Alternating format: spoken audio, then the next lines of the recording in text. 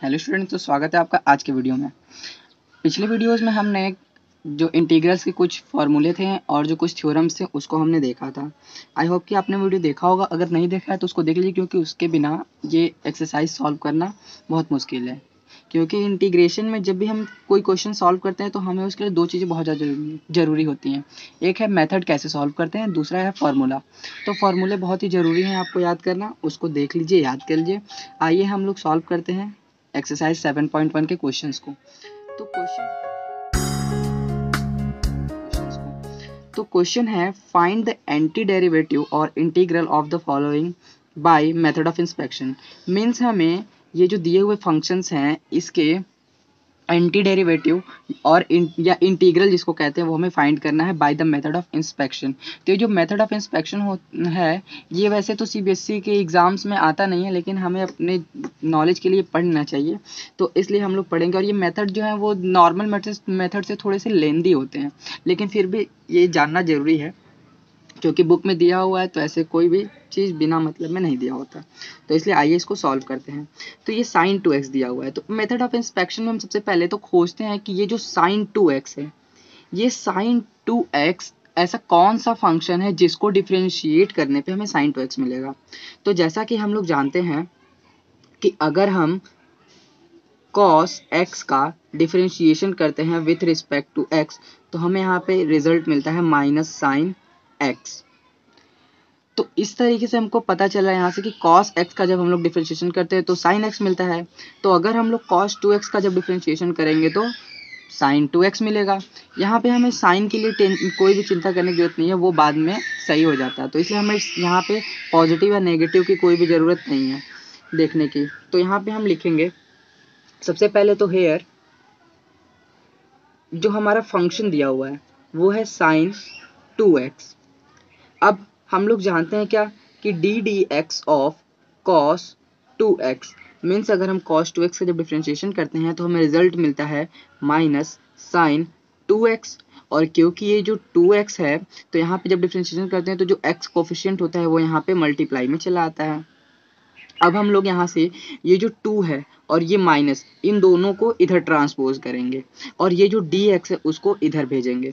तो ये अगले लाइन में हम इसको लिखेंगे d cos 2x अपॉन ये माइनस 2 इधर चला आएगा इज इक्वल्स टू ये साइन 2x ऐसे ही रहेगा और ये dx जो है वो राइट हैंड साइड पे चला जाएगा, तो यहाँ पे हो जाएगा ये dx।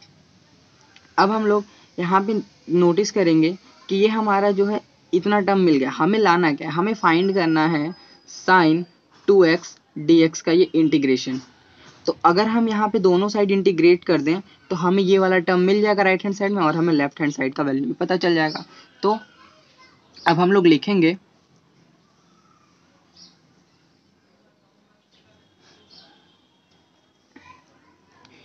Integrating both side.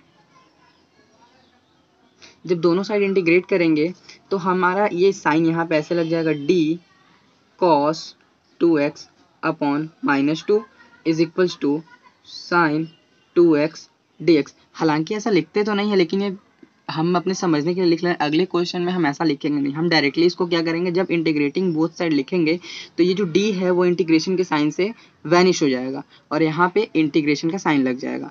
तो अगले लाइन में हम लिखेंगे cos 2x upon minus 2 is equals to sine 2x dx। और क्योंकि जब भी ये इनडिफिनिट इंटीग्रल है इसलिए जहाँ जब भी हम इसको इंटीग्रेट करेंगे तो हमारे यहाँ पे एक constant integration constant c add होगा। अब हमारा अगले लाइन में इसको थोड़ा सा अच्छे से लिख लेते हैं। तो ये होगा sine 2x dx is equals to minus cos 2x upon 2 plus c। और यही है हमारा answer by the method of inspection. क्यों? क्योंकि अगर हम नोटिस करें तो जब हम लोग इंटीग्रेशन करते हैं साइन x dx का तो ये आता है माइनस कॉस x प्लस सी। और जब यही चीज़ होता है साइन ax dx तो हम लोग यहाँ पे हो जाता है माइनस कॉस ax अपॉन ये जो कॉस का कोफिशिएंट होता है वो यहाँ डिनोमिनेटर में आता है और ये प्लस सी। तो इस तरीके से अगर हम इसका जब इंटीग्रेशन करेंगे तो minus cos 2x upon 2 plus c direct method से आएगा, लेकिन हमें यहाँ पे मेथड ऑफ इंस्पेक्शन यूज़ करना था, तो इसलिए हमारा ये हो चुका है सॉल्व मेथड ऑफ इंस्पेक्शन से। आते हैं अगले क्वेश्चन पे। तो जो हमारा अगला क्वेश्चन है, जो सेकंड क्वेश्चन है वो है cos 3x। तो ये cos 3x यही हमारा दिया हुआ फंक्शन है, तो यहाँ पे लिखेंगे here function of x is equals to cos 3x। अब जैसा कि हमने यहाँ पे देखा कि हम पहले ये खोजते हैं कि किस फंक्शन का डिफरेंशिएशन ये cos 3x मिलेगा, तो हम जानते हैं कि अगर हम sin 3x का क्योंकि हम अगर देखें तो d d x of sine x is equals to होता है cos x। तो इस तरीके से अगर हम sin 3x का जब डिफरेंशिएशन करेंगे तो हमें cos 3x मिल जाएगा। तो यहाँ पे हम लोग लिखेंगे since d d x of sine 3x is equals to cos 3x into 3। अब ये dx उधर जाएगा, ये 3 इधर ट्रांसफर होगा, तो इसको लिख सकते हैं हम लोग d sine 3x upon 3 is equals to cos 3x dx। On integrating both side, दोनों साइड इंटीग्रेशन करने पे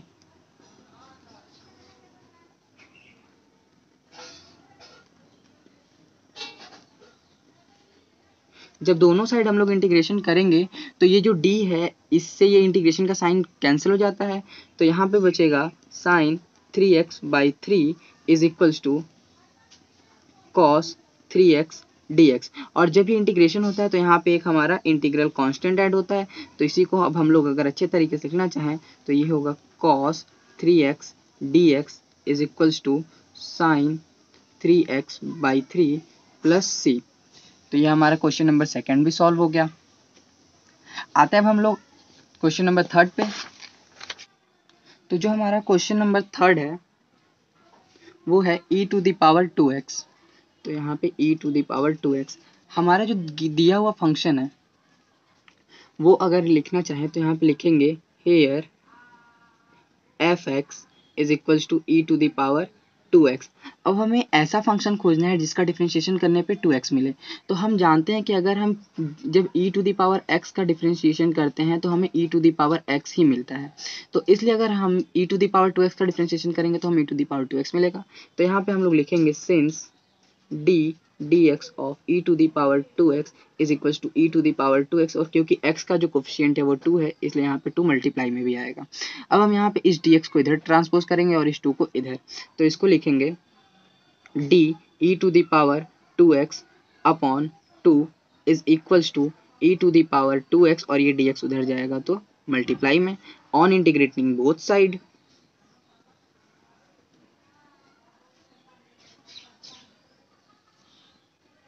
तो ये हो जाएगा e to the power 2x/2 is equals to e to the power 2x dx, और यहाँ पे इंटीग्रेशन का साइन लग जाएगा, और क्योंकि ये इंटीग्रेशन हो गया तो यहाँ पे c एक इंटीग्रल कांस्टेंट आएगा, और इसी को हम लोग लिखना चाहें तो लिख सकते हैं e to the power 2x dx का जो इंटीग्रेशन होगा वो होगा e to the power 2x upon 2 plus c। ये है हमारा आंसर। अगला जो क्वेश्चन नंबर 4 है उसको अब सॉल्व करते हैं। वो दिया हुआ है ax प्लस बी का होल स्क्वायर। अब हमें इसके लिए फाइंड करना है, तो हमारे लिए एक नया क्वेश्चन ये है कि अब ये तो एक थोड़ा अलग तरीके का क्वेश्चन है और यहाँ पे पावर 2 भी है, तो इसका कैसे फाइंड करेंगे। तो जनरली अगर हम लोग नोटिस करें तो हम लोग देखते हैं क्या है कि जब हम लोग अगर x टू द पावर 3 का डिफरेंशिएशन करते हैं विथ रिस्पेक्ट टू x, तो ये पावर ये क्या होता है d d x of x to the power n। इसका फॉर्मूला होता है n x to the power n-1, means ये पावर पहले लिखेंगे फिर उसके बाद जो x का पावर होगा उसमें से 1 माइनस होगा।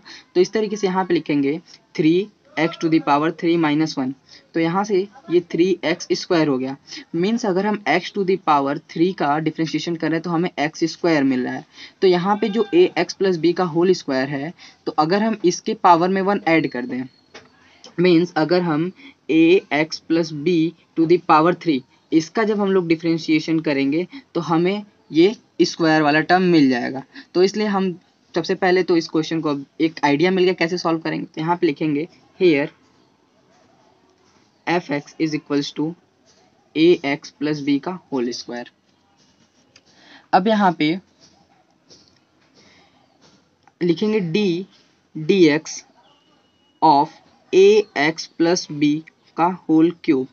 जब भी अगर हमें ऐसा स्क्वायर दिया हुआ है तो हम इसके पावर में 1 ऐड करके उसका डिफरेंशिएशन करेंगे तो हमें ये स्क्वायर वाला टर्म मिल जाएगा। या जो भी कभी अगर हमें a x plus b to the power 5 दिया हुआ है तो हम a x plus b to the power 6 का डिफरेंशिएशन करेंगे तो हमें a x plus b to the power 5 मिल जाएगा। तो इसलिए हमने एक पावर यहाँ पे ऐड कर दिया। अब यहाँ पे इसको जब हम लोग सॉल्व करेंगे तो सबसे पहले तो होता क्या है कि हम लोग इस टर्म को सॉल्व करते हैं तो सबसे पहले पावर यहाँ पे आता है, फिर जो दिया हुआ फंक्शन है उसमें से पावर 1 माइनस करता है तो ये a x plus b to the power 3 minus 1। और फिर क्योंकि ये x का एक फंक्शन है पहले से ही तो इसलिए हम इसको भी डिफरेंशिएशन करेंगे तो ये होगा ए एक्स प्लस बी। अब अगर इसको सॉल्व करें तो ये 3 ए एक्स प्लस बी स्क्वायर हो जाएगा। और यहाँ पे जब हम इसको सॉल्व करेंगे तो इसको लिख सकते हैं d x of a x plus d x of B.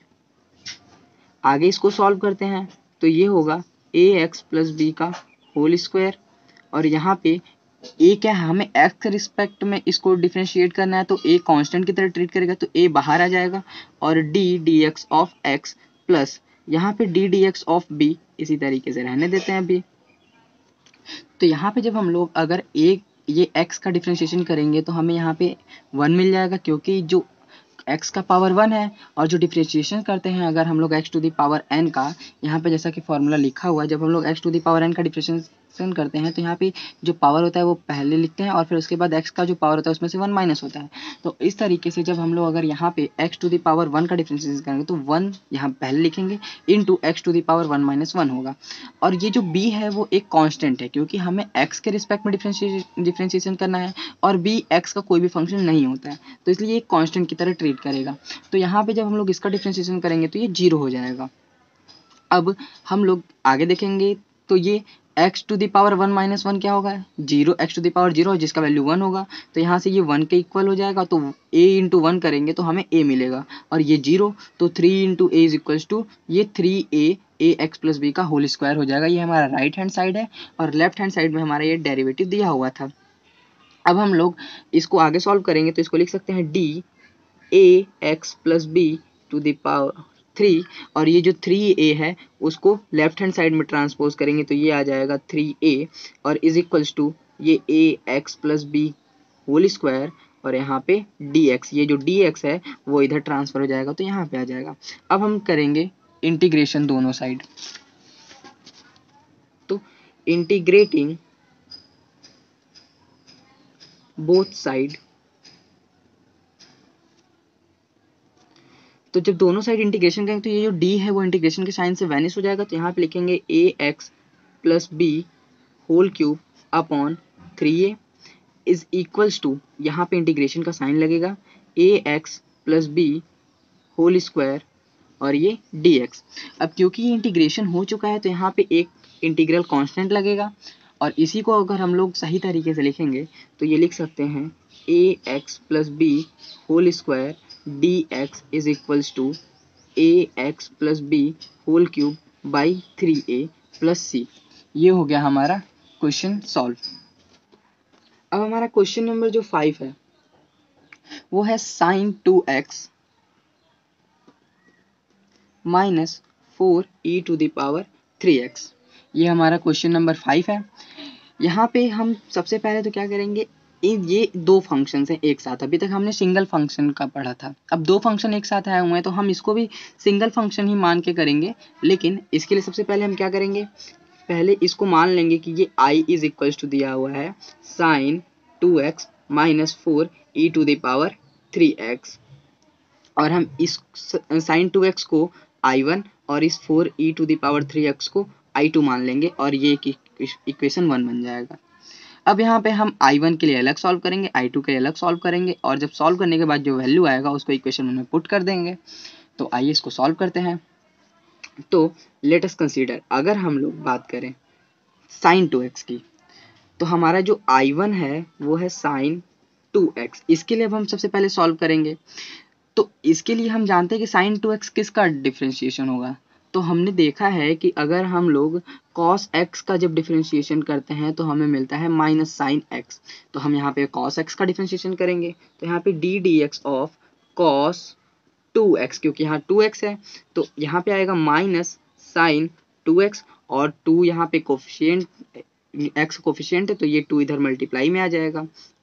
अब हम लोग क्या करेंगे, इस dx को उधर ट्रांसपोज करेंगे और ये जो माइनस 2 है इसको इधर लाएंगे तो ये d cos 2x is equals to, ये 2 माइनस 2 इधर आएगा तो यहाँ पे -2 और यहाँ पे हो जाएगा ये साइन 2x dx। अब इंटीग्रेशन करेंगे तो ऑन इंटीग्रेटिंग,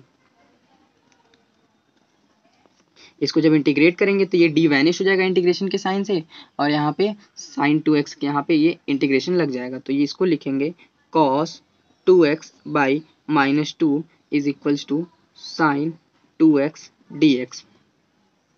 अब यहाँ पे इसको प्रॉपर तरीके से लिखना चाहें, लेकिन लिखने से पहले यहाँ पे हम लगाएंगे इंटीग्रेशन कांस्टेंट, और इसको जब प्रॉपर तरीके से लिखेंगे तो इसको लिख सकते हैं हम लोग integration sine 2x dx is equals to cos 2x by -2 plus c, ऐसा कुछ लिख सकते हैं। अब हम लोग I2 को कंसीडर करेंगे तो यहाँ पे हम लोग I2 कंसीडर करते हैं, क्या दिया हुआ है I2, तो यहाँ से हमने I2 जो माना था वो था -4 e⁻3x। तो हम लोग इस -4 ये कोफिशिएंट है इसको छोड़ देंगे, हम लोग बस e⁻3x के लिए फाइंड करेंगे और फिर उसके बाद जो e⁻3x का वैल्यू आएगा इंटीग्रेशन करने पे वो हम लोग यहाँ पे पुट कर देंगे। तो यहाँ पे e⁻3x ये हमारा I2 हो गया सेकंड फंक्शन।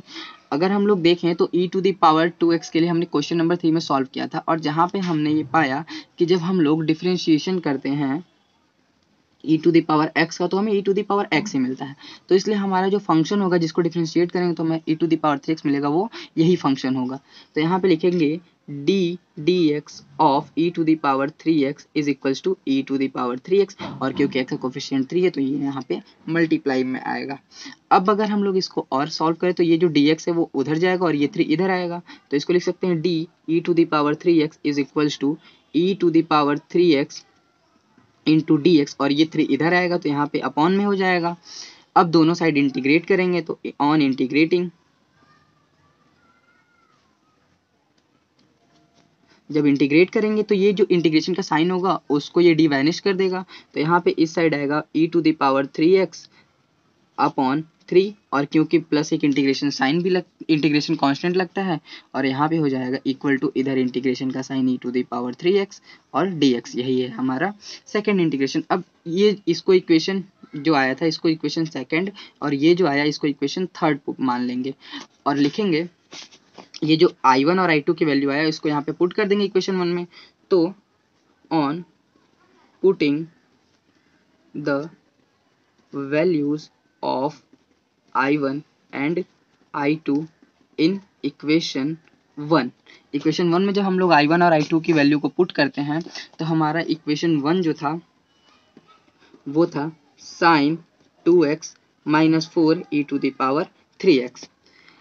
अब यहाँ पे साइन 2x का हमने देखा कि ये है, तो इसको लिखेंगे cos 2x by -2 plus c -4 अब यहाँ पे 4 हमने बोला था ये कांस्टेंट है तो इस तरह रहने देंगे, और e⁻3x का जो इंटीग्रेशन है वो आया है e⁻3x बाई 3 प्लस c, तो e⁻3x बाई 3 प्लस सी, और क्योंकि ये दोनों का हमने अलग अलग डिफरेंशिएशन किया तो जो इंटीग्रेशन कांस्टेंट होंगे उन दोनों की वैल्यूज अलग अलग के लिए अलग अलग आएगी, तो ये जो सी और सी डैश हैं वो ऐड होके सी और सी ये दोनों सी मिल करके यहाँ पे एक नया इंटीग्रेशन कांस्टेंट बनेगा जो सी डैश बन जाएगा। तो इसको लिखेंगे cos 2x by -2 plus -4 e⁻3x by 3, और ये सी मिल करके नया सी डैश बनेंगे। तो इस तरीके से हमारा ये जो क्वेश्चन है वो सॉल्व हो गया। आई होप कि आपको ये वीडियो अच्छा लगा होगा, आपको चीज़ें समझ में आई होंगी। अगर नहीं समझ में आया तो आप हमें कमेंट करके ज़रूर बता सकते हैं, और कमेंट कीजिए क्योंकि कमेंट करेंगे तो मुझे पता चलेगा कि आपको क्या समझ में आ रहा है क्या नहीं समझ में आ रहा है। तो अगर आप मुझे बताएंगे तो मैं फिर और आगे चीज़ों को और ज़्यादा इम्प्रूव करूँगा। और अगर आपको इन टॉपिक्स के नोट्स चाहिए होंगे तो आप मेरे टेलीग्राम चैनल से ज्वाइन हो सकते हैं और वहाँ पे आपको इन सारे टॉपिक्स के नोट्स मिल जाएंगे। और मेरे टेलीग्राम चैनल पे ज्वाइन होने के लिए आप जब मेरे चैनल के अबाउट में जाएंगे तो वहाँ पे आपको टेलीग्राम से जुड़ने के लिए एक वहाँ पे लिंक दिया हुआ है टेलीग्राम पे, जब आप क्लिक करेंगे तो आप वहाँ से ज्वाइन हो सकते हैं। आई होप कि ये वीडियो पसंद आया होगा। अगर आप हमारे चैनल पे अभी तक नए हैं और अभी मेरे चैनल को सब्सक्राइब नहीं किया है तो सब्सक्राइब कर लीजिए, क्योंकि यार सब्सक्राइब करने से ज़्यादा कुछ तो नहीं होगा, लेकिन हाँ ये उम्मीद मिलती है कि लोग मेरे वीडियोज़ को देख रहे हैं और उन्हें चीज़ें समझ में आ रही है। तो बस एक मुझे इंस्पिरेशन मिलेगा इससे कि हाँ मेरी चीज़ें दूसरों तक पहुँच पा रही हैं। तो प्लीज़ सब्सक्राइब कीजिए और अगर वीडियो अच्छी लगी हो तो लाइक कीजिए, अच्छी नहीं लगी हो तो डिसलाइक कीजिए।